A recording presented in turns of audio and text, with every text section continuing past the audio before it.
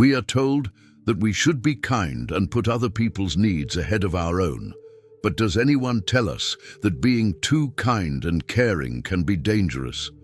We live in a world where we don't always get what we give because it's full of generous people who see how their giving empties them both financially and emotionally. Could being too kind even put our own lives in danger? Be surprised by the bad things that can happen to you when you're kind. Today, I'll tell you 8 bad things that can happen to you if you're too nice. And I'll show you 4 tough ways to keep people from taking advantage of you. Let's move on to number 1 without further ado. Number 1, you will have too high of hopes for people. The Stoics said that we should accept things as they are and not depend on what other people do to make us happy. Giving without asking too much in return keeps you from being disappointed and helps you practice emotional separation, which gives you a calmer mind. Whether we are aware of it or not, it's hard for us to be fully selfless when we give. When we give everything we have, we expect everyone else to do the same when it's us who needs something important. Though you've gotten people so used to having everything done for them that they'll take it for granted that you can handle everything in their lives and yours, especially your own. Because if you don't take care of your own, why would you take care of other people's? In reality, your hopes of reciprocity won't be met, and you'll end up with a bad mood, tiredness, anger, and sadness. Still, if we look at it objectively, people aren't letting you down. They're just doing what you should be doing, which is taking care of their own tasks. Number 2, people will only expect you to give them something, which is the second point. The Stoics say that it's important to remember that real worth comes from acting in a way that is good and logical, not from just doing what other people want. Moderation and giving in a balanced way help you stay in charge of your actions and keep you from getting into habits that hurt your mental health. You've heard your whole life that people are creatures of habit, and this couldn't be more true. People are made to adapt to a pattern, a way of life, and a symphony of things going on around them. The idea of the comfort zone comes from this desire to change. This means that if you're always giving, the people you help will expect you to give them something all the time. You'll lead them into their comfort zones, and they won't have to do many of their responsibilities because you'll be there to do them. If you don't value yourself, no one is likely to look you in the eyes and tell you to think more about yourself. At least, don't expect this kind of empathy from the people you help because they'd stick to their own Robin Hood, which would cost them a lot in their lives. Number 3, your goals will not be taken into account. The Stoics said that it's important to live by reason and virtue, to set limits and to put our own responsibilities first if we want to stay in balance and not give up our identity and well-being for other people. If you put everyone else's needs before your own, you may end up running away from something inside you that hurts and scares you. How do you feel when you spend the weekend alone or come home every day knowing no one is there to greet you? If you're doing so many different things because you want to get away from yourself, the blow will be twice as hard, because on the one hand, you'll have to face yourself sooner or later, and on the other, your bad mood will get worse as you start to put other people's needs before your own. Self-care is one of the most important parts of being healthy. Before you can help others feel better, you need to make sure you're happy, spoiled, and well cared for. That is, you should never give someone a chocolate unless you first really enjoyed one yourself. Similarly, you shouldn't offer to clean a friend's house until you've cleaned your own and watched a good movie while sipping wine. The rest of the world comes after you. Number 4, people will think you are weak and treat you that way. Stoicism tells us to work on being strong and in charge of ourselves. By setting limits and practicing self-discipline, we can show others that we are committed to our own responsibilities and ideals, earning their respect instead of being seen as weak. If you help other people too much over time, you might be seen as an expert in the area where you work with other people.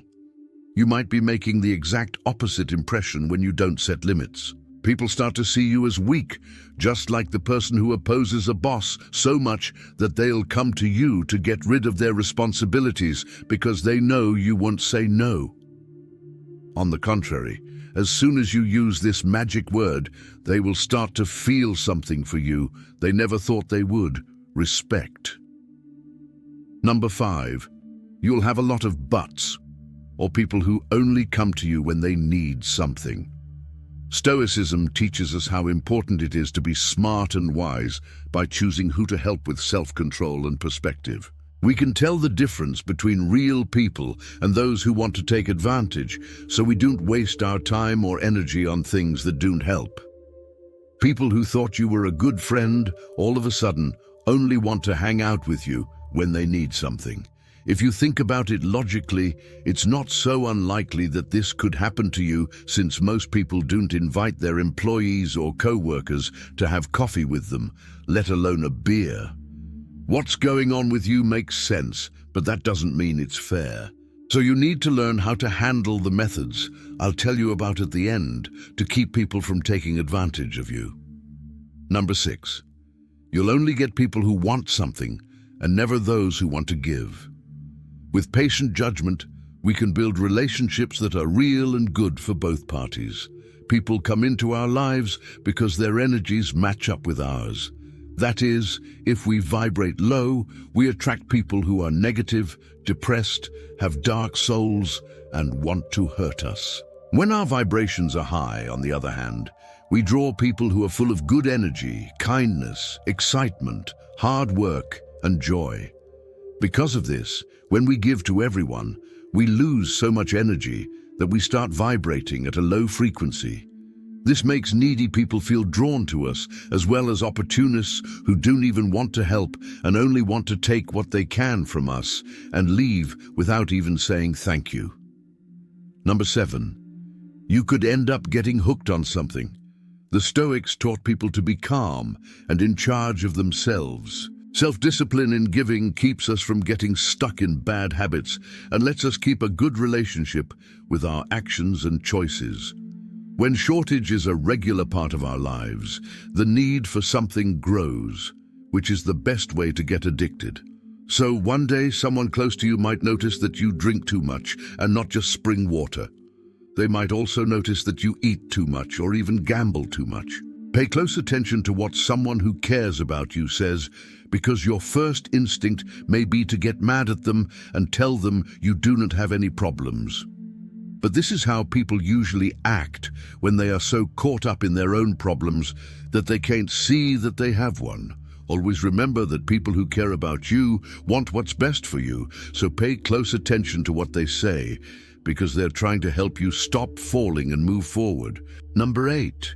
You'll make people think twice. Stoicism tells us to do good things, no matter what other people think of us. By focusing on living in line with our beliefs and principles, we build a good image that can withstand false accusations.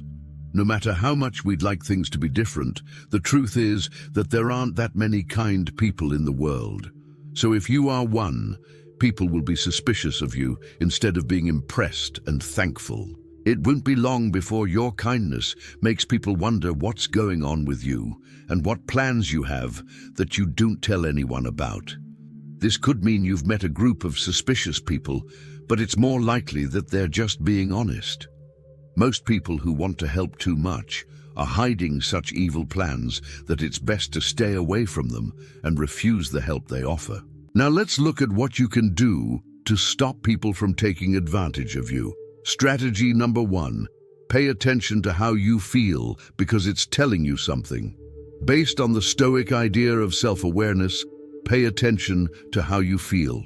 The Stoics thought it was important to think about yourself, to understand your feelings and wants. By paying attention to your feelings, you can tell if you're giving too much and wearing yourself out mentally. This lets you change your focus and find a good balance. How does it make you feel to help other people? Thinking about yourself and putting yourself first is such a kind thing to do that you should feel like you're walking on clouds when you do it. So if you feel too busy, tired, angry, or used, it's time to listen to how you feel. If something you don't have to do makes you feel so bad, you shouldn't lie to yourself about it. Instead, find out how the help you're giving affects your health. Strategy number 2. Don't be afraid of the word no. Following the lessons of the Stoics, you should realize that your time and energy are important and need to be used in a balanced way. Self-control can be shown by being able to say no when you feel too busy or when the request is unfair.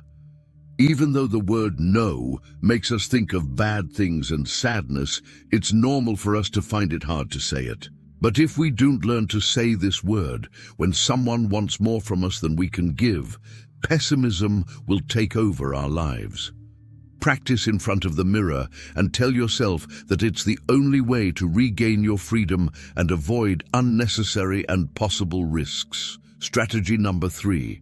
You have a time and a place for yourself. Respect them. Following the Stoic values of self-discipline and self-respect, it's important to give yourself time and room to take care of yourself.